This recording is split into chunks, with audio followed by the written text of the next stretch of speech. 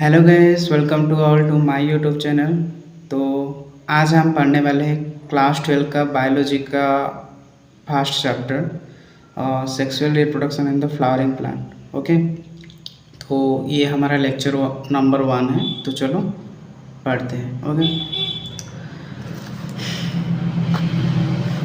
तो चैप्टर का नेम है sexual reproduction in the flowering plant. Okay, तो हाँ, ह्यूमन के लिए क्या होता है कि सेक्सुअल रिप्रोडक्शन के लिए डिफरेंट ऑर्गन्स होते हैं। ओके, तो प्लांट्स में भी क्या ऑर्गन होते हैं?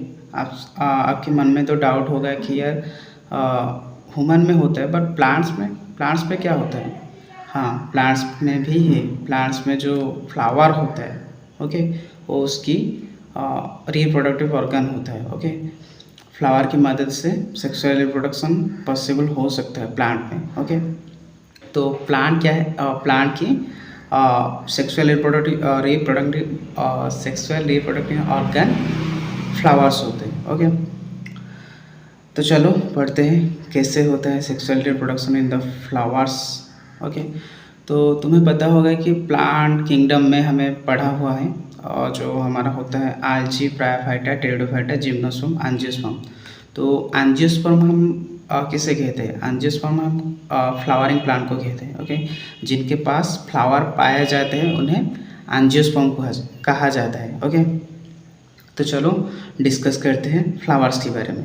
ओके, तो सबसे पहले समझेंगे कि फ्लावर की पार्ट की बारे में समझेंगे। ओके, फ्लावर क्या होता है? फ्लावर होता है प्लांट की एंजियोस्पर्मिक प्लांट की सेक्सुअल रिप्रोडक्टिव ऑर्गन। ओके, तो चलो डिस्कस करते हैं फ्लावर के बारे में।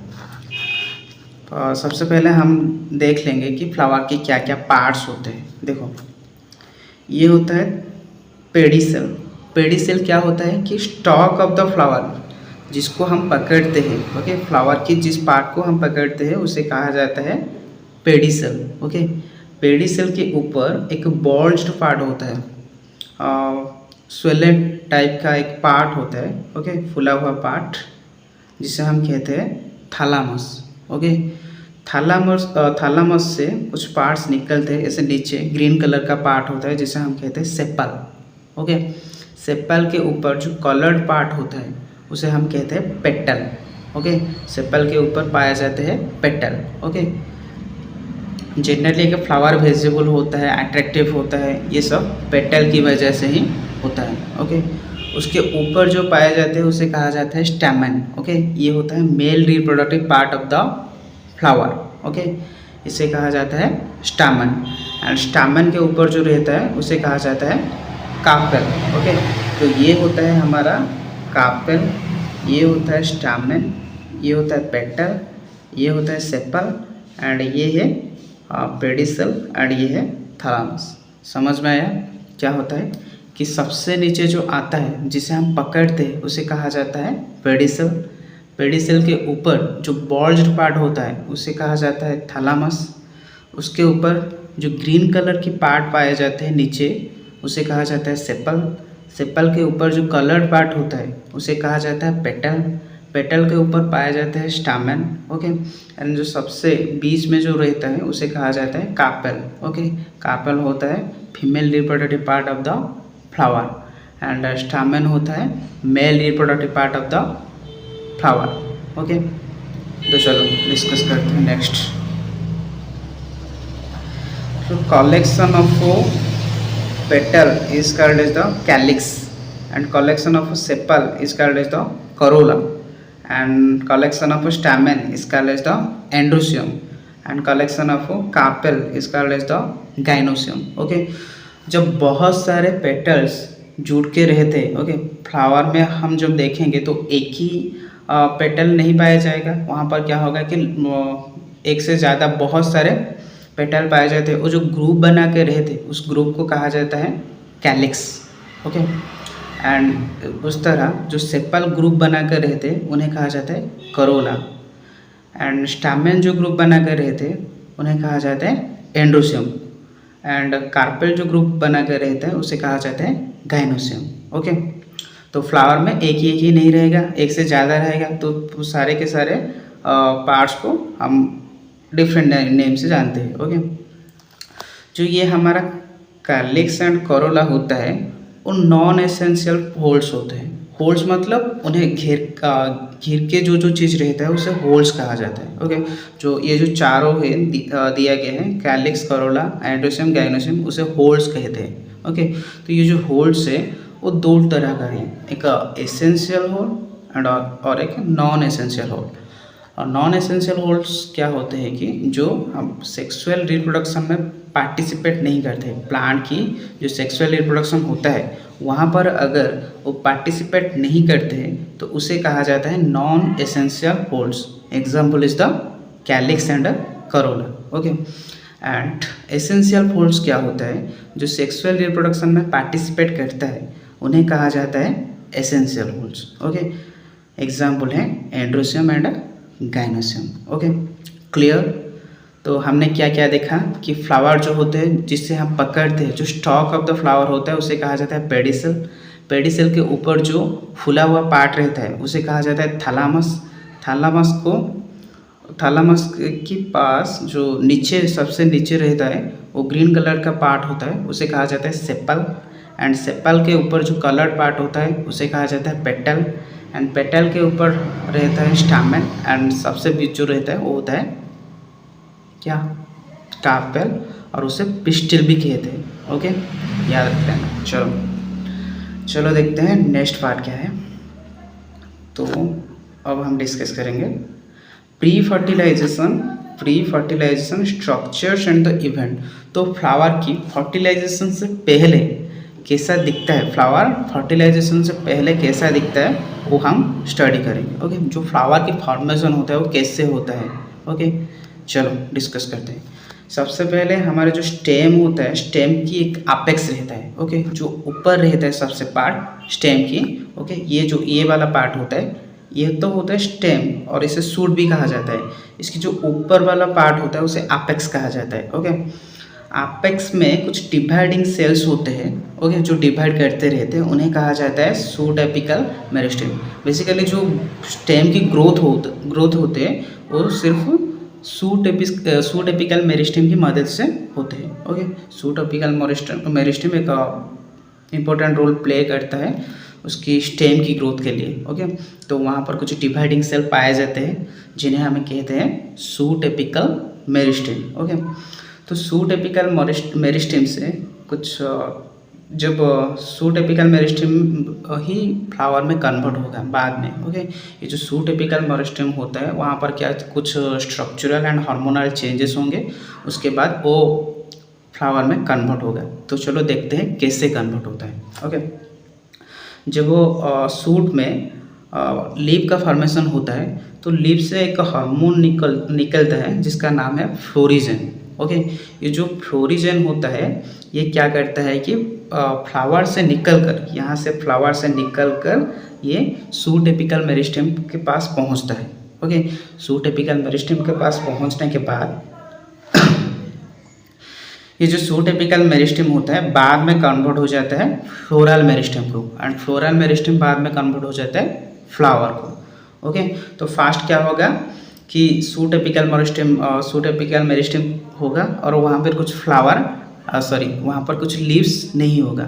तो लीफ फॉर्मेशन होने के बाद वहाँ से एक हार्मोन निकलेगा जिसका नाम है फ्लोरिजन। एंड ये फ्लोरिजन फ्लो होके जाएगा सूट एपिकल मेरिस्टेम तक जाएगा।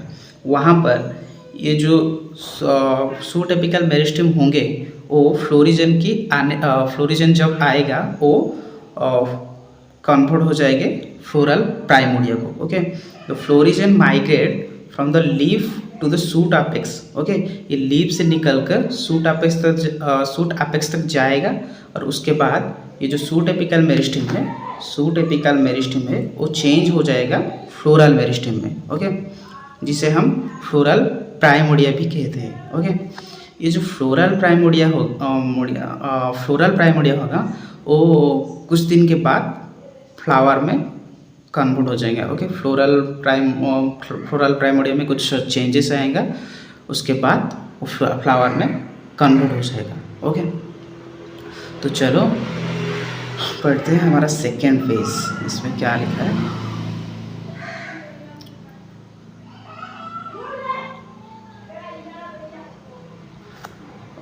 ड्यूरिंग द फ्लावरिंग, जब फ्लावरिंग होता होगा, जब फ्लावर का फॉर्मेशन होता होगा, structural and the hormonal changes occur which differentiate the floral primordia और the floral buds into the flower. Okay, जब फ्लावरिंग का फॉर्मेशन होता है वहाँ पर क्या होता है कि कुछ चेंजेस होता है, जो सूटेपिकल मेरिस्टेम होता है वहाँ पर कुछ स्ट्रक्चरल एंड हार्मोनल चेंजेस होता है, जिसकी वजह से वो जो डिवाइडिंग सेल होते हैं वो डिफ्रेंशिएट हो जाते हैं, मीन्स उनकी कुछ स्पेशल फंक्शन हो जाता है और उनके पास वो जो डिवाइडिंग कैपेसिटी होता है वो लूज कर देते हैं और वो डिफ्रेंशिएट हो जाते हैं। ओके, तुम्हें पता होगा डिवीजन क्या होता है, डिफ्रेंशिएशन क्या होता है। डिवीजन का मतलब होता है कि डिवाइड होकर एक न्यू एक सेल से न्यू सेल जनरेट करना, बट जो डिफ्रेंशिएट होता है एक ही सेल से एक ही सेल होगा बट वो डिफ्रेंशिएट हो जाएगा, उससे कुछ काम दिया जाएगा।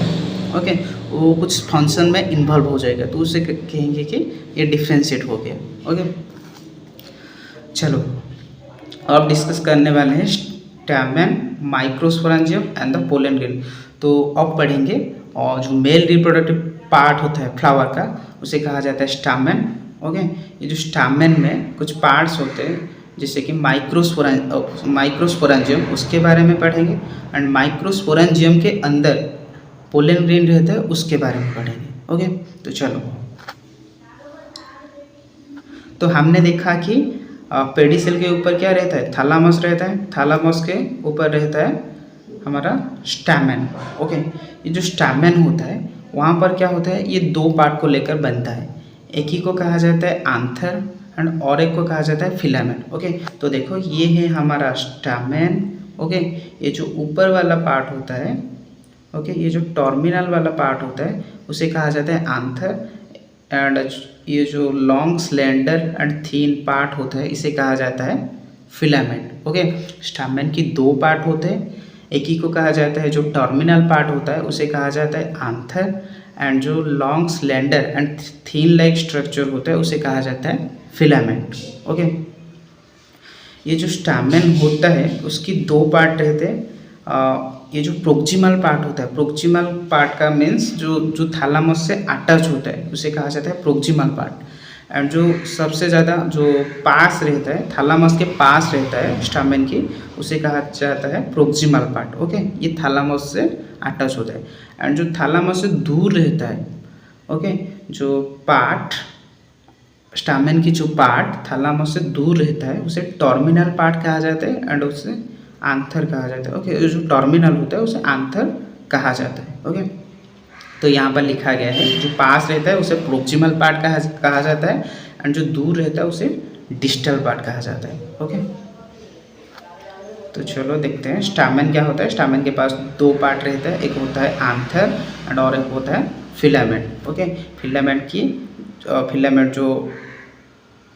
के दो पार्ट होते हैं, एक होता है डिस्टल पार्ट एंड और एक होता है proximal part. Okay, distal part को हम कहते हैं, डिस्टल पार्ट कनेक्ट होता है आंथर के साथ, एंड जो प्रोक्सिमल पार्ट होता है वो कनेक्ट होता है थैलामस और पेटल के साथ। कभी कभी क्या होता है कि थैलामस से ना जोड़कर स्टैमेन पेटल के साथ भी जुड़ जाता है। ओके, ये रेयर है, सबके पास नहीं होता है, जनरली वो अटैच होता है थैलामस के अंदर, थैलामस के पास में। ओके, तो चलो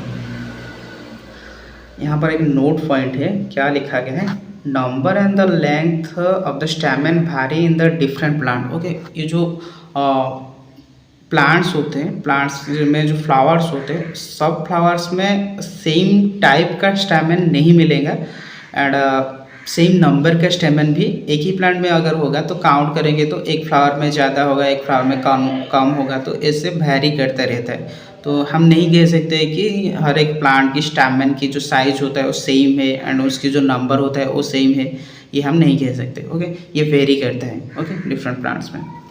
तो चलो अब देखेंगे आंथर के अंदर क्या क्या पाया जाता है, स्ट्रक्चर ऑफ द आंथर। ओके, चलो डिस्कस करते हैं। तो आंथर दिखने में ऐसा है। ओके, इसमें क्या होता है कि एक स्टॉक होते हैं, ओके, एंड उसकी दो लोब्स होते हैं। ओके, ये जो लोब्स होते हैं, ये आंथर की जो दो लोब्स होते हैं उसे कहा जाता है बाइलोब कंडीशन। ओके, तो आंथर में क्या होता है, ये तो आंथर है। ओके, जो आंथर में दो पार्ट्स होते हैं, जो दो लोब्स होते हैं उन्हें कहा जाता है इसीलिए स्टैमेन इसीलिए आंथर को कहा जाता है बाइलोब। ओके, क्यों क्यों कहा जाता है आंथर को बाइलोब? बिकॉज इसके पास 2 लोब्स होते हैं। ओके, देन आंथर को जब हम ट्रांसवर्स कट करेंगे, ओके, ट्रांसवर्स का मतलब देखो ये है, सपोज ये एक स्टेम है। ओके, तो यहाँ पर मैं ऐसे काटूंगा तो ये होगा क्या, लॉन्गिट्यूडनल सेक्शन, बट मैं इसे ऐसे काटूंगा तो इसे कहा जाएगा ट्रांसवर्स सेक्शन। ओके, जब एक आंथर को लेकर हम ऐसे कट करेंगे तो एक स्ट्रक्चर मिलेगा जो इसी तरह दिखेगा। ओके, तो देखते हैं इसमें क्या क्या है। ओके, तो ईच लोब हैज 2 थिका। ओके, तो ये जो होता है ये एक क्या होता है, थिका होता है। ओके, ये जो होता है ये लोब होता है, बट एक ही लोब में 2 थिका होते हैं। ओके, तो एक ही लोब में 2 थिका पाए जाते हैं, इसलिए इसे कहा जाता है डाइथेकस कंडीशन। ओके, उसे क्या कहा जाता है, डाइथेकस। ओके,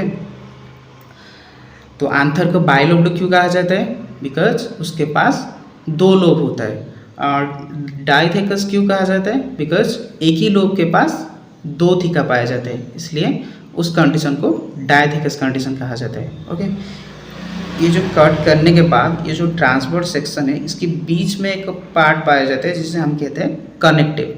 इससे क्या होता है कि ये जो फिलामेंट होता है इसे इस कनेक्टिव से अटैच होता है। ओके, एंड ये जो थिकस होते हैं इस थिकस में एक सर्कुलर स्ट्रक्चर पाए जाते हैं जिसे कहा जाता है माइक्रोस्पोरेंजिया। ओके, तो स्टैमेन के अंदर हमने देखा माइक्रोस्पोरेंजिया प्रेजेंट है। ये जो माइक्रोस्पोरेंजिया के नंबर्स है, ओके, ये 4 है। ओके, तो एक ही आंथर में 4 माइक्रोस्पोरेंजिया पाए जाते हैं। ओके, चलो डिस्कस करते हैं हमारा नेक्स्ट पेज।